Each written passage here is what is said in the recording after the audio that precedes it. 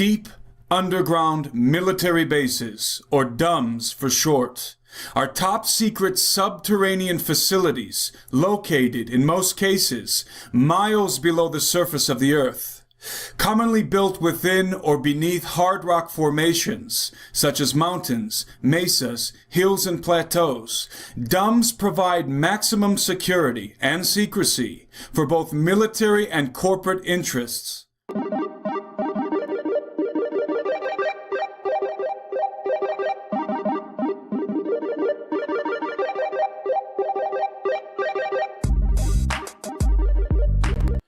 Hey, how's everybody doing today?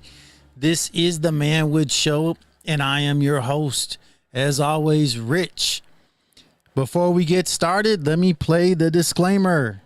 The views, opinions, and representations expressed are those of the hosts, guests, and participants, and are not necessarily those of or endorsed by management, other hosts, or advertisers of the network. The show is found on the Manwich, the regular original can, but do not necessarily promote any particular lifestyle, belief, religion, political affiliation, or other personal practice. These shows are for entertainment purposes only, and are not intended to treat, diagnose, and or claim any cure, disease, or condition, or give any medical or legal advice. Good evening, or morning, depending on your time zone. From the Pacific to the Atlantic to you worldwide. Get yourself a cup of Java and find a comfy, easy chair. And get ready for Manwich on Talk Radio After Dark. And now, it's Rich. And that's all I have to say about that. Ta-da! Ta-da! All right, listen, everybody. Today's episode is going to be DUMBs, Deep Underground Military Bases. And I will be showing some clips of Phil Schneider, who had a first-hand account, experience, whatever you want to say about it, regarding this matter. So, having said that, without further ado, let's get into it.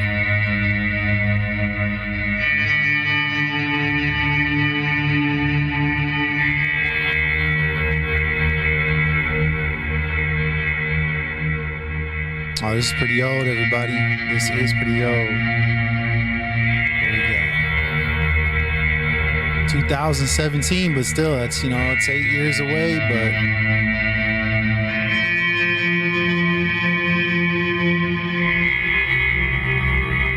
I'm going to have to turn the volume a bit. A little too loud for me. I don't know about you.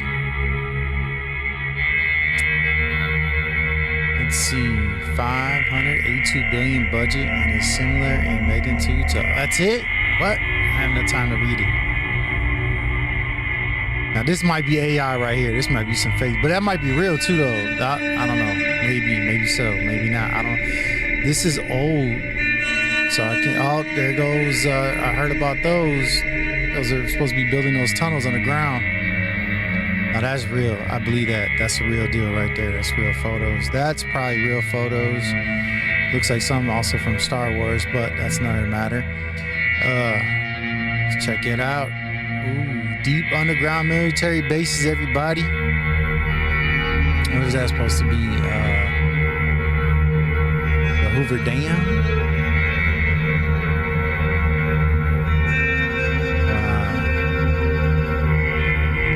A lot of photos here, a lot of photos. Okay. I wonder how these photos are smuggled out. That I can believe. Those reinforced, thick reinforced doors. Absolutely. These, I can believe these aerial photos. I can believe that because those look like just average people. I don't know about this photo. If that's underground military base, is it vacant? Man, that's crazy. There's so many of these underground. Look, dude, this is wild, man. Those are some old fighters, fighter jets. Wow, man. Just imagine the magnitude of what we have in America that's underground. Whether it's tanks, whether it's military or not, just like, I should have included in this video, which I didn't. I'll just say it now. A video of a guy that was delivering. He was delivering. Hold on. This is very loud. He was delivering tons of pizza dough from Little Caesars, but I didn't.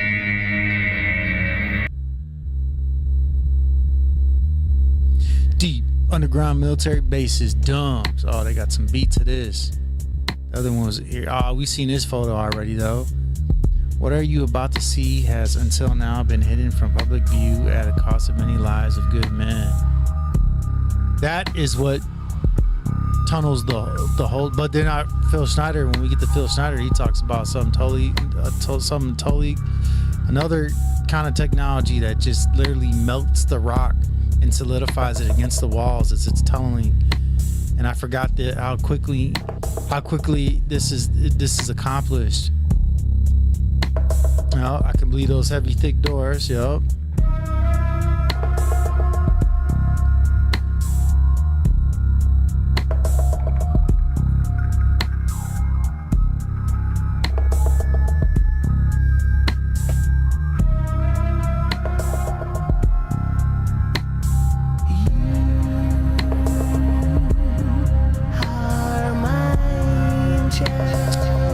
That massive food, some massive supplies of food. Wow. There's entire cities supposedly underground, but this is just military base. Although those cities may be military bases, well, let's face it, it is. But I just wanted to cover this aspect. We're gonna move past the photos eventually, but I do want to show all these clips.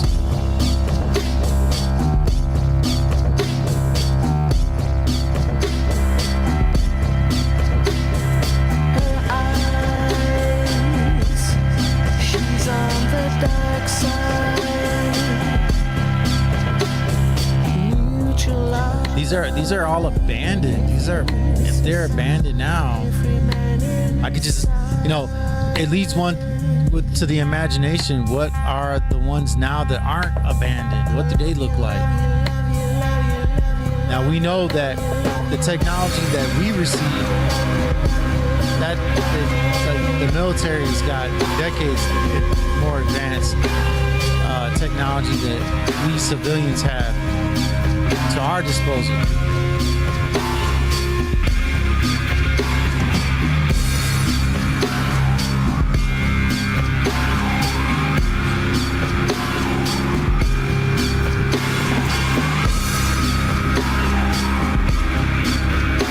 Nobody's even there anymore. These are all abandoned. Oh, let's check it out. But that's like a skeleton crew.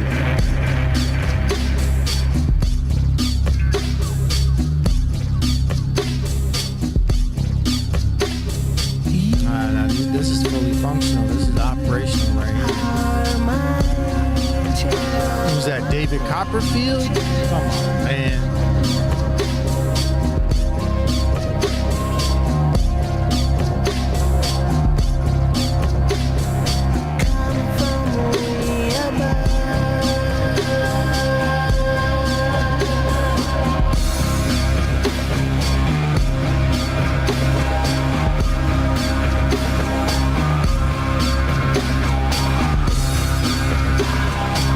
Play the video of the guy that goes driving into one of those and how it goes for miles underground. These tunnels, a paved road.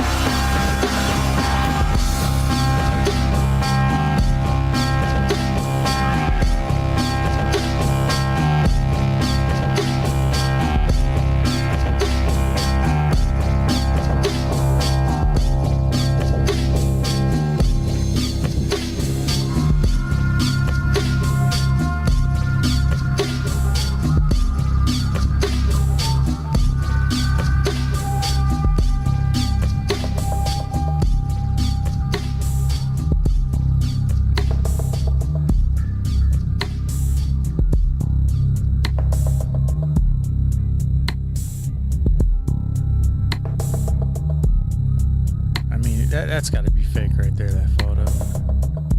But that's real right there. That is real.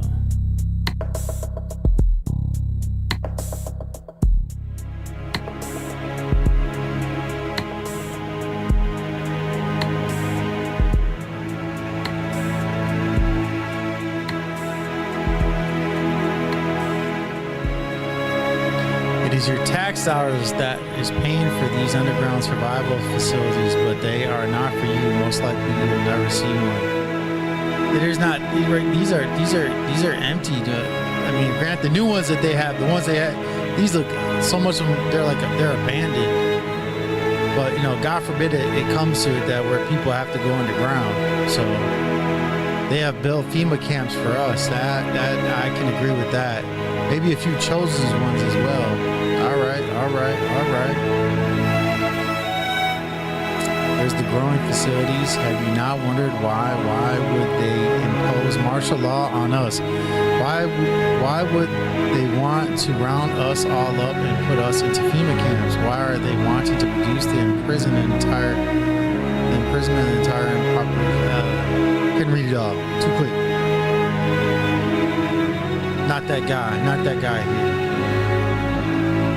I'm the other guy. I'm the guy that just watches.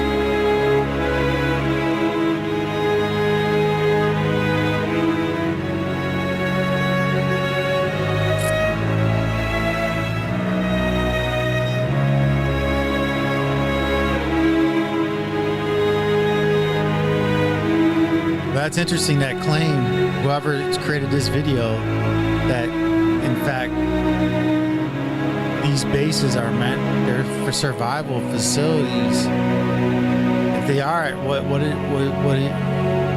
are people expecting? Good luck and Godspeed. Well, no, We're in Dulce, New Mexico, about 200 miles away from Albuquerque.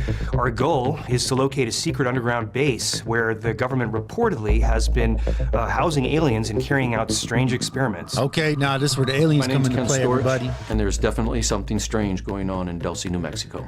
My name is Bob. I'm an undercover operative, and Dulce is the ultimate undercover operation. All right. Crack the case, Bob. We're here in Dulce meeting with Bob and Ken, investigators that have been looking into this area for over 10 years now. And these guys have made Dulce the central focus of their investigations because they believe something really strange is going on here. What got you into the Dulce business? When we first learned about the Dulce papers from this retired Air Force colonel, we were told that there was an underground base here in the Mesa. The Dulce papers surfaced in the 1980s, and they documented the levels of experimentation going on at that secret base. They also talked about a fight. We're here at the base of Archuleta Mesa to meet with archaeologist Garth Baldwin to discuss the geological makeup of the mesa and see if it's even possible that an underground base could be built here.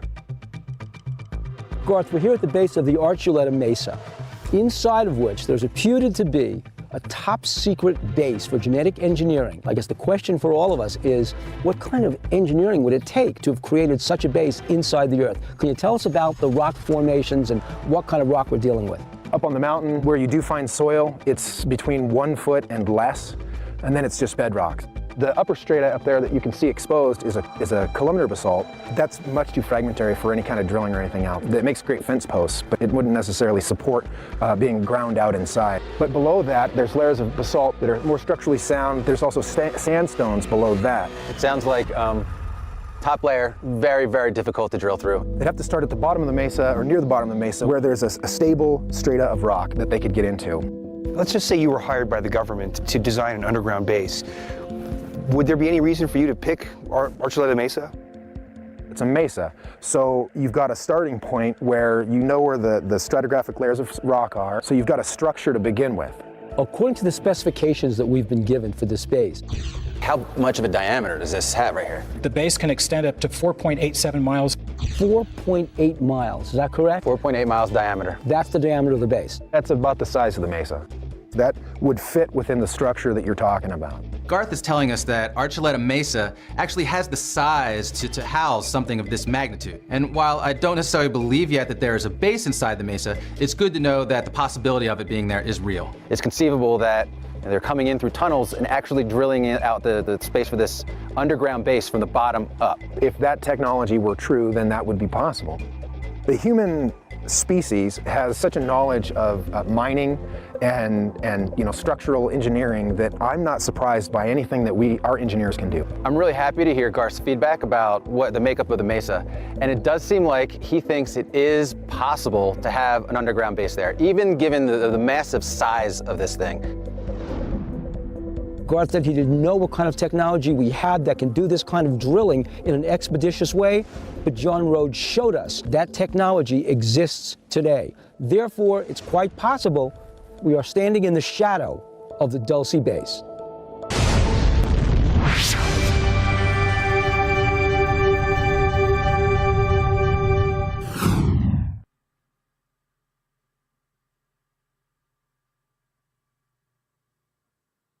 It all started in World War II. Allied forces were devastating Nazi industry and armament factories with systematic bombing campaigns throughout the territories of the Third Reich. In response, Hitler commissioned the building of underground installations to protect crucial elements of industrial production needed to continue the war effort and to hide certain top-secret technologies that were under development. The Todt Organization, a group of highly skilled civil engineers under the direction of Xaver Dorsch, began the construction of the massive subterranean facilities in earnest. But by the time they were completed, it was too late. The Allies had already destroyed nearly all of Germany's industrial capabilities and were invading the fatherland. As American forces pushed further into Germany, they discovered the incredible underground installations that the Todt Organization had constructed and captured many of the organization's members, including Dorsch. Eventually, some of the high-ranking Todt Organization engineers were secreted away to the United States via Project Paperclip to continue their work building underground installations, but this time for the U.S. government. Deep underground military bases, or D.U.M.s for short, are top-secret subterranean facilities located, in most cases, miles below the surface of the earth. Commonly built within or beneath hard rock formations, such as mountains, mesas, hills, and plateaus, D.U.M.s provide maximum security and secrecy for both military and corporate interests. These clandestine underground installations facilitate at least 3 strategic objectives. Okay, give it to us. Number 1, security, as in the warehousing of sensitive assets, i.e., nuclear warheads, biological weapons, etc., and safe haven of high-ranking military and government officials during national crises, i.e., nuclear fallout, EMP attack, civil unrest, etc. Number 2, secrecy, to conceal the research and development of highly classified technologies, especially those derived from antediluvian and/or non-human origin. Also, to conduct controversial experimentation, especially relating to behavioral modification, genetic engineering, and human cybernetics. Number 3, subversion, to subvert public scrutiny and rule of law, as in the Constitution and Bill of Rights, in pursuit of technological, political, societal, and financial objectives. Though the existence of most of these dumb installations, no pun intended, is officially denied, some of them have surfaced into public awareness, such as the Cheyenne Mountain Complex, formerly the home of NORAD, and the Mount Weather Complex. The well-known, yet officially undisclosed Mount Weather Emergency Operations Center, also known as the High Point Special Facility, located in the Blue Ridge Mountains of Virginia, is a continuity of government complex operated by the Federal Emergency Management Agency, FEMA. Oh, there goes FEMA. Completed in 1958, the classified installation beneath Mount Weather was originally designed to be a relocation site for the highest-ranking officials in government, including the President of the United States and his cabinet. Often described as a subterranean city, the base includes a hospital, crematorium, dining and recreation areas, sleeping quarters, an emergency power plant, dozens of office buildings, some of which are 3 stories high, a radio and television studio, which is part of the emergency broadcasting system, and a special train that connects to strategic locations throughout the country, utilizing a high-tech and hidden transit system. The Very High Speed Transit System, or VHST, was a RAND Corporation concept presented to the military-industrial complex in the 1970s. The RAND Corporation described the concept as follows: a very high-speed transit system operating in its own rarefied atmosphere in evacuated tubes in underground tunnels. Most cases considered took less time to go coast to coast, as in 21 minutes, than it takes an aircraft to climb to an efficient operating altitude. VHST's tubecraft ride on and are driven by electromagnetic EM waves. In accelerating, it employs the energy of the surrounding EM field. In decelerating, it returns most of this energy to the system. Tunnel systems would be shared by oil, water, and gas pipelines, channels for laser and microwave waveguides, electric power lines including superconducting ones, and freight systems. Environmental and economic benefits are substantial, and the technology for building and operating the system exists. Although the VHST was never to be developed for the benefit of the public, it was, nonetheless, quietly constructed beneath our feet for military application. There now exists a vast network of subterranean tunnels through which an electromagneto-leviton train, or maglev train, passes at speeds in excess of Mach 2. The maglev train, suspended on electromagnetic waves 3/4 of an inch above a monorail and moving faster than the speed of sound through a near frictionless vacuum, is able to traverse the distance between Los Angeles and New York City precisely as the RAND Corporation predicted, in under 30 minutes. As unbelievable as it sounds, maglev technology is not science fiction, and is even now finally being considered for above-ground civilian application, though with inferior speed capabilities.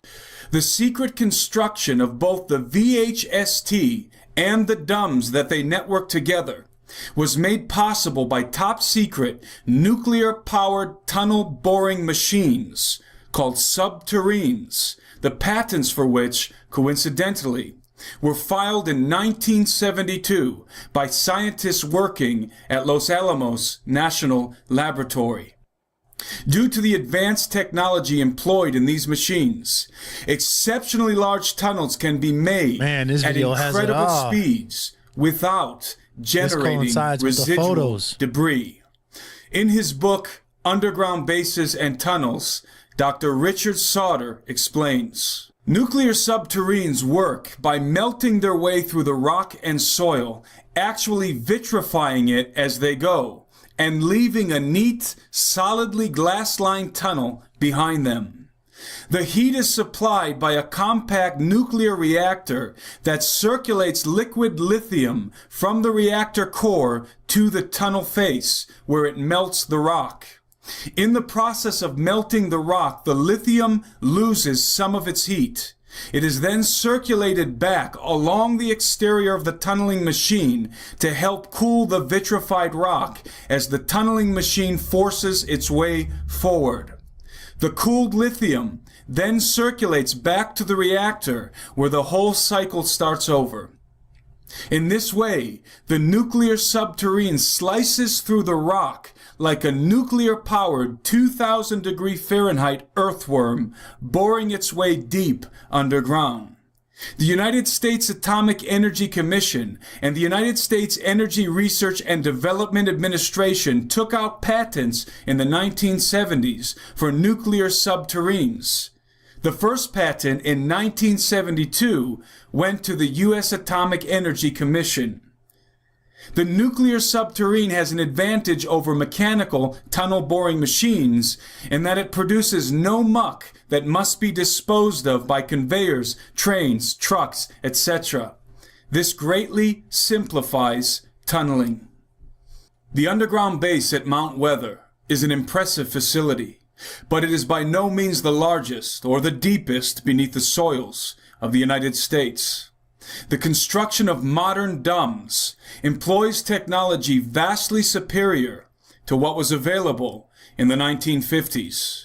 We now have the capability to build veritable cities over 10 miles below the surface of the earth, completely undetected by the public. Massive multi-level complexes have been constructed in secret with funding from the black budget, literally right under our noses, out of sight and out of mind. In fact, at this present time, according to inside sources, there are over 200 deep underground military bases in the United States alone, and many more in various countries all over the planet. In light of this incredible reality, a glaring question presents itself. How can something so vast, expensive, and ubiquitous be kept secret for so long? In other words, where are the whistleblowers? Where's the Phil Schneiders? Enter Phil Schneider. Okay, all right. For 17 years, Phil Schneider, an accomplished geologist, structural engineer, and explosives expert, worked on black budget projects for the United States military and multinational private contractors. Possessing a level 3 security clearance, Rhyolite 38, and a near genius level IQ, Phil was versatile in many capacities, but his primary occupation involved the design and construction of deep underground military bases, including some of the most infamous installations on the planet, such as the Area 51 and S4 facilities in Nevada, as well as the Los Alamos and Dulce facilities in New Mexico. After discovering a nefarious conspiracy involving an alleged collusion between factions inside the United States military and a technologically advanced non-human race living in the caverns of the earth, Phil felt betrayed by the leaders of the country he loved and summarily discontinued work with the military. Disillusioned with the government and enraged at the assassination of his colleagues working in black projects and of his closest friend, Ron Rummel, Phil Schneider decided to break his oath of silence and disclose the top secret activities in which he had been intimately enveloped for so many years. From 1994 to 1996, he lectured all across the country, even under a constant threat of death. In fact, in his final year on the lecture circuit, Phil survived 13 separate assassination attempts involving firefights, car chases, and hand-to-hand combat.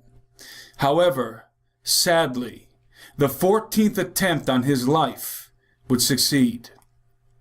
On January 17, 1996, Phil Schneider was found dead in his apartment in Wilsonville, Oregon. He was brutally tortured and then, with his hands bound behind his back, was slowly asphyxiated by a catheter tied around his neck. Although Phil's death was dubiously declared to be a suicide, which is crazy, all of the material evidence he carried with him on the lecture circuit, including official documents proving his allegations, along with photographs and fragments of secret alloys used in reverse-engineered military craft, were missing. Besides all of this, Phil had lost the index and middle finger on his left hand in a bizarre incident. There was simply no way that he could have tied the catheter tight enough around his own neck to kill himself.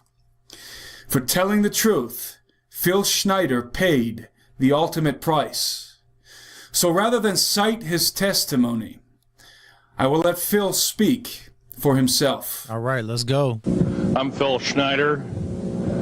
I spent 17 years in black budget programs, government geologist, as engineer, structural engineer with aerospace applications.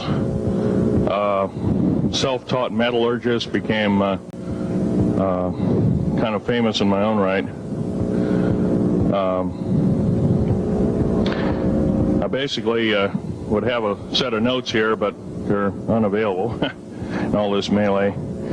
Up here I have different artifacts explaining some of them are alien metals that have been produced both on this planet and the confines of outer space that are now used in all stealth aircraft. All stealth aircraft, for instance, all black jets, what you're seeing of black helicopters and the like, the skins and the coatings and the residues that are used predominantly in the aircraft themselves, in the airframes and the rotor blades and the fans, and in some cases in submarines, special titanium hulls, in the Phoenix class submarines now. All this has come from alien technology. 1947 is what the public has been told. Something crashed in the backyard in New Mexico, a place called Roswell, New Mexico. Unfortunately, that's what the public's been told. The military's known about the alien question for the better part of 70 years, and they first saw their glimpse of what was going on as early as 1909 in the American Southwest. Now, Army cavalry evidently were chasing some bandits, and they entered this cave. They were holed up in a cave, and what they found in there was flying discs and little gray guys and all kinds of weird things, and they didn't know how to explain that, and they wrote them down as best they could, and it's been in secret archives ever since. And it's up down by the Truth or Consequences area of New Mexico. Well, the alien thing is more than just what I'd call a non-visible threat. We on the surface, first of all information dealing with alien or alien reproduced technology or alien reproduced vehicles or any other kinds of things well hidden from the American public. Our black budget, for instance, garners $1.023 trillion every 2 years. It's over $500 billion a year. Right now, there are 131 active deep underground military bases in the United States. There's 1,477 of them worldwide. Each one has an average cost of $17 to $19 billion. Each one is built in the site. It used to it'd take a year to 2 years to build each one, and now they're capable of building a couple of them a year with sophisticated methods. My colleague Al Bielik has actually been on some of the high-speed railways, the magneto-leviton trains that connect all the deep underground military bases within the United States. He's been on a Mach 2 train and floats off of a single rail at 3/4 of an inch off the rail, and is what you'd call high tech. We have nothing like this on the surface. The public basically has been totally lied to. We're considered stupid or even moronic in some cases. It's got to stop. I have actual crashed retrieval metal from Roswell, New Mexico. It's given to me when I was 14 years old. For instance, I've got other things. I've got pieces of this piece of titanium, a special titanium alloy made for everything from the original SR-71 Blackberry. That's old hat now. F-117A is their old hat now. They're making a whole new class of hypersonic above Mach 5 aircraft. that employ extremely modern charged particle beam weapons. They don't even use lasers anymore. Computer-enhanced imaging radar, although it's used in helicopters for public surveillance, computer-enhanced imaging radar, and in satellite technology. The brand new kid on the block is a kind of infrared technology where a satellite 150,000 miles out in a geosynchronous orbit, or not quite geosynchronous orbit, but these spy satellites can literally look in and see a dime on the floor, say on your kitchen floor. They have a resolution factor of 99.999961. This particular piece of metal, I'm going to drop it on the floor here, it'll kind of ring like a bell.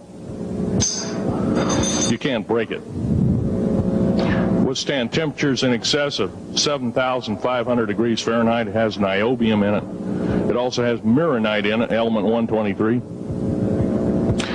Yeah, please do. It's in a non-crystalline form. This is just kind of a dripping out of the main crucible. Here's a crystalline example. It's in the scalenohedral crystalline form. We got this from the large grays technology.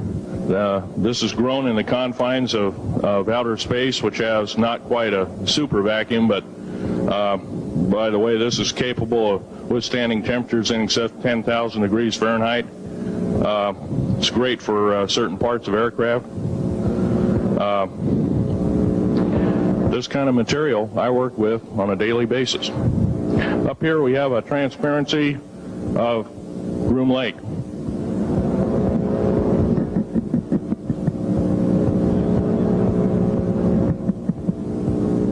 Groom Lake is where the infamous Area 51, S4, S2, a CIA base, it was originally a bombing range, a nuclear test site. It was later become the most secret base in the United States. It employs over 18,000 workers who work in shifts of 12 hours at a whack. Most of them work in the cover of darkness, like us. We built out 9 underground military bases there, each with an average capacity capable of basically a city underground, roughly 4¼ cubic miles hollowed out underground. They have boring machines, for instance. They don't bore, they literally vitrify and melt the rock, deflagrate the rock. It's a very sophisticated laser melting and deflagrating system. It reduces the rock to a powder and then melts the remaining rock as a coating on the inside of the base, so you don't have to use gunite cements and other kinds of things like that. That's all old hat now. Technology is just basically the new technology we get is the old hat of the military. I'm going to be real brief about it. I carried a level 1 security clearance, the Rhyolite 38 factor. There are very few of us. There's nobody except myself, to my knowledge, talking like this. Nobody. I'm breaking the law. I'm breaking world as well as federal law, coming out and even talking about this to a group of people. I love my country more than I love my life. 2 weeks ago, I was shot in the shoulder.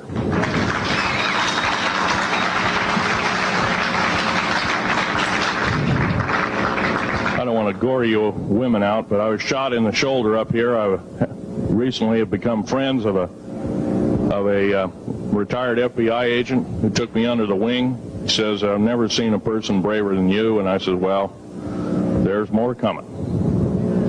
Our patriot movement in these United States is going to pick up the ball, and we are going to kick the parasites out. I'm going to be real blunt about it. The government that is now instilled in ruling over us are ruling as we're serfs and they're the kings and queens. Now, that's a feudal system. That isn't even a democracy. We are now being ruled by an autocracy and a technocracy. In other words, technical knowledge as rules as king, with a feudal type system. Feudal systems haven't been used in the last 350 years, and they're coming back like gangbusters. If we are complacent, if we do not speak out in droves, and I'm not just talking about me, I'm talking about a bunch of us getting together and getting on this stump and loving our country more than we love our lives, getting on, some of us are going to get killed. I almost got killed a couple of weeks ago. Hadn't been for an FBI, a retired FBI man who risked his life, his career, everything, put it all on the line, and he didn't know me from Adam. A week prior to that, he listened to one of my tapes I gave up in Post Falls, Idaho, and I'm going to be very blunt about, he said that we need a lot more of you, but unfortunately we're not getting anybody. In working with the black projects, I was very loyal. I was picked because I was very strong mentally. There's a bunch of us that were picked because we don't crack under pressure. We don't freak under pressure, so to speak. Everyday events don't bother us. Now, I was involved in something very controversial, almost totally unbelievable to most of you. During the unbelievable part, I was involved in building another base inside of Dulce, New Mexico, which is Los Alamos Laboratory. It's a biological laboratory. On the southwest part of the Archuleta Mesa, we built an underground facility, a better part of 3 cubic miles hollowed out underground. Then to the southwest of that, we were in the process of the early stages of building. We drilled 4 large tunnel-like holes. Some of them ran 2.5 miles under the surface. Number of the original wells or drilling machines that were used were at the rate of up 2 miles a day. It was fairly rapid. The equipment kept coming up broken. So we wanted to go down, we wanted to send somebody down there, a human observer, or human observers in this case, to find out what was going on. Well, to our total surprise, first of all, the government knew all about it. They didn't tell anybody. When I saw Green Beret and Black Beret people encamped inside of our geologist camp, I knew something was up, the gig was up. First of all, I knew all about the alien agenda. I'll explain that in a few minutes. The large alien grays had been encamped there for as best as believed possible about 400 or 500 years. It had been one of their internal bases. And we drilled holes right on top of it. All the stinking air, all the black sooty air came right out as soon as the first hole was sunk, and all this soot came up, and well, that's when all the hell broke loose, really, all started. Anyway, after we drilled all 4 holes, it took about 2 days to drill all 4 of them. And when you build an underground base, you drill 4 basic holes, and then you build called stopes or cross-member holes across, and then you use blasting equipment, special blasting equipment by the analyzation of the rock formation, and you literally blast out or tunnel out or deflagrate or melt rock out to build the large rooms that are required for this underground base. Well, in this process, I was lowered down the basket of one of these holes, and about from me to this elderly woman here in the front was sitting a 7-foot-tall alien gray. The stench was worse than the worst garbage can you can imagine. The person the entity was absolutely horrible. I didn't waste any time. I reached for my pistol. At that time, as an engineer, I didn't have time to carry all the folderol of one of these big submachine guns that all the sea spray and the yellow fruit and all the outer perimeter and inner perimeter security people carried. I carried a little Walther PPK pistol with a 9-shot clip. This was in late August of 1979. Now, you got a regular suit of clothes, you got a regular clothes on, plus you're in almost like a spacesuit environment, and you're reaching for a gun. It's not the easiest thing to do, and then to pop a clip in it and start shooting. And I killed 2 of them. Yes, they're mortal and they do die. However, in the process, one of them did this. All I remember is that he just kind of waved his hand in front of his chest, and the next thing I know, this blue beam hit me and just literally opened me up like a fish. And burnt my fingers right off of me. And it was some form of electrical force, because the kind of like being hit by a lightning bolt burned all my toenails off of me. Completely crispy crittered my left foot. Burnt the shoe right off of me. All I remember was the smoking remains, and I'm still conscious, but in and out of, I didn't remember much. And there was a Green Beret that was right behind me that risked his life. In fact, he died. But he risked his life. He shoved me back in the basket and hit the button and took me up. And I wouldn't be alive talking to you today if it wasn't for him. I'm forever indebted. He lost his life. 66 Secret Service agents, Green Berets, Black Berets, crack troops lost their lives because the government, our United States government, lied, did not tell us anything about the alien threat. There's a war underneath there, and I'm talking dead serious. Now, it gets to the big question. If all this has been hidden from us, everybody says, well, where's the proof? I've got some of the proof laying on the table. But a lot of you probably are totally skeptical. They say, well, I could be anything.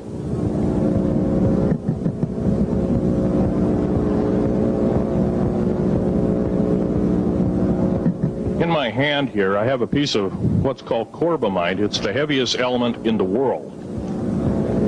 Element 140. This piece of material weighs 15 ounces. It's 3.5 times the weight of uranium. It cannot be made to emit gamma rays. It cannot be isotoped. It is totally stable. It is used in all stealth aircraft and all Phoenix-class submarines. When combined with other alien elements, it is impregnable. It cannot be melted with charged particle beam weapon. When properly combined in secretive compounds, it can withstand temperatures in excess of 10 million degrees Fahrenheit. This particular piece of metal is an amazing piece of technology. It's capable of being grown in 15 different crystal systems. Now, I'm a geologist, and prior to 15 or 20 years ago, knew of only 6 crystal systems. There's actually 15 if you count all the alien metals. Now, this is only element 140. If you look at the local periodic table in your local library, it says 104. Somewhere down the line, we've been lied to, we've been cheated. What we have to do is we have to literally ask for the truth. If we cannot ask for the truth, we must demand the truth. We must take it before courts of law in common law systems, and we must demand it. After the great firefight, the alien-human war, I am the only living survivor talking about it worldwide at all. Only one. The other 2 are in nursing homes in Canada, and the Canadian government refuses to allow any U.S. people, including myself, to talk to them because they are afraid of kidnapping. Probably the reason I got shot to pieces and 11 attempts on my life is I am a direct threat to the entire system. The New World Order, the alien agenda is one and the same. It's world takeover and the decimation of the population of this planet. Now, I'm going to tell you something a little bit different about the alien species. The bad news ones, there are 9 races of alien populations. To look at a human being as a bag of food.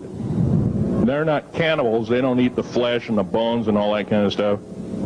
They use the glandular secretions of animals and human beings as a mixture of the vitamins for their food. They get high off of our adrenal gland. substances. Oh, this ties in with Satanism. This will tie in with it's something like cocaine. Episode, hopefully. Lord willing. Now, what can we do about it?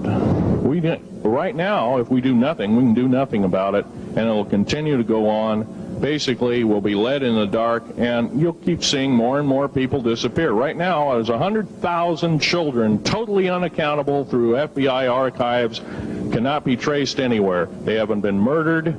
Nobody's ever seen them. I think they're hauled underneath in some of these bases, and they are summarily done away with, and they are literally eaten. Now, that is a scary thing indeed.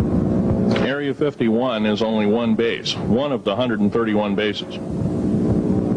Of these 131 bases, I call Area 51 a mega base. It's got more than one base in it. It's Tonopah Test Range, Area 51, S2, S4, Groom Lake, and a host of others.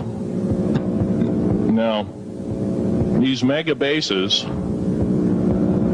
are gobbling up our gross national product. Right now, we're spending 28% of the gross national product on building underground bases solely. That doesn't count for the defense budget. That doesn't count for the spare parts budget. It doesn't count for any of that at all. And the black budget is dead wrong. It sidesteps the United States Congress and its Constitution of its people and says you're a bunch of morons, you don't need to know. Well, a need-to-know basis is an executive order written during the Eisenhower era right after the Greada 1954 treaty and is treasonous and illegal in this country and should be overturned and abolished. I have a young family. I have an ex-wife and child. Defense Intelligence Agency goons tried to kidnap my daughter not too long ago. My ex-wife, working in the state government services in Oregon, picked up her .22 handgun, shoved it in the back of the neck of this one person. Give me my daughter back. If I don't, I pull the trigger. Gave the daughter back. Good choice. Now, the remark that my ex-wife had to say to this individual was, if I ever see you again in any way, shape, or form, I will kill you on sight. You're an abuser of children, therefore I suffer you that you should not live. By the way, she threatened a federal agent. She should be in jail, blah, blah, blah. Nothing like that's happened. These people don't want publicity. I shot a federal agent 16 days ago. Shot him dead when I was bleeding to death with a shoulder wound that he'd shot me. He had shot at a retired FBI agent who theoretically carries the same covering as a Secret Service agent. Got protection forever. He's a cop forever, federal cop forever. Now, that doesn't mean a whole lot. I made a report and went to the FBI. Do you realize, you know what they said? They said, things like this happen, Mr. Schneider. We don't either believe you, I'm using that as my own italics, or we don't give a damn. Now, something's wrong here. So that's a whole lot, man. That's a whole lot. You know, Phil Schneider, I could do a piece on Phil Schneider. And maybe, Lord willing, in the future, I'll do a video on Phil Schneider. But so much of, if I did anything, that's, you know, these are the videos of, you know, Phil Schneider doesn't have that much out there anymore, and he died in maybe 96 or 97. But, you know, he specialized in building deep underground military bases, D.U.M.s. And he gives his account on alien activity that's underground that is coinciding with the D.U.M.s from our military. But having said that, I'm going to wrap things up tonight. This is the longest video I've done so far doing the Manwich Show videos. And it's almost as if like, this is about as long as I was, a little shorter than when I did the prison podcast with other co-hosts. But having said that, everybody have a good night. Stay safe and make your vibe #Manwich. Good night. So goodbye for us. You have to say